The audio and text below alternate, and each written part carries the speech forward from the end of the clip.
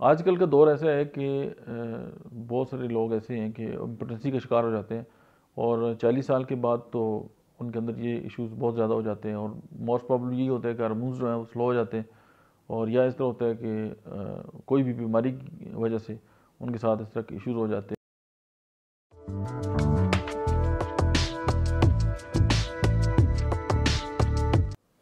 बिस्मिल्लाहिर्रहमानिर्रहीम, अस्सलाम वालेकुम।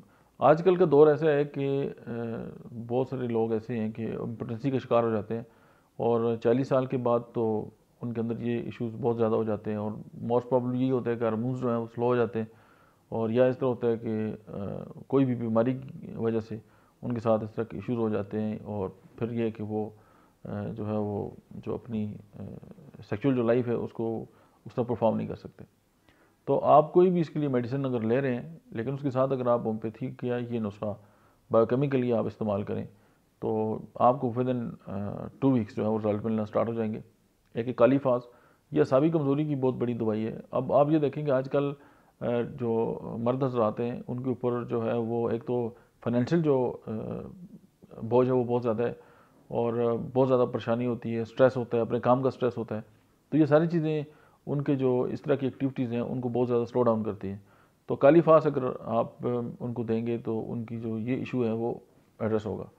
सेकंड जो मेडिसिन है दैट इज़ नेट्रम फास। और नेट्रम फास जो है वो बॉडी के अंदर से जो है वो एसिडिटी को भी कम करती है और इन्फेक्शन वगैरह को भी दूर करती है। उसके बाद फेरम फास है और नेट्रम में और एटिकम है, सिलिशिया और कलकेरिया सल्फ है। अब इसमें दो जो मेडिसिन है सिलिशिया 12 XML है और फेरम फास 12 XML है, बाकी सारी 3 XML है। ये सब मिला लें और 4 टैबलेट दिन में 3 से 4 बार इस्तेमाल करें तो आपको जो इशू है मुझे उम्मीद है कि ये 2 हफ्तों में काफ़ी आपको लगेगा कि आप बिल्कुल सुर में आ गए। तो ये एक स्पॉटो मेडिसिन है, इनकी कोई साइड इफ़ेक्ट नहीं है और कोई भी दवाई जो है वो डॉक्टर के मशवरे के बगैर इस्तेमाल नहीं करनी चाहिए और लॉन्ग टर्म तो इस्तेमाल ही नहीं करनी चाहिए। Thank you very much.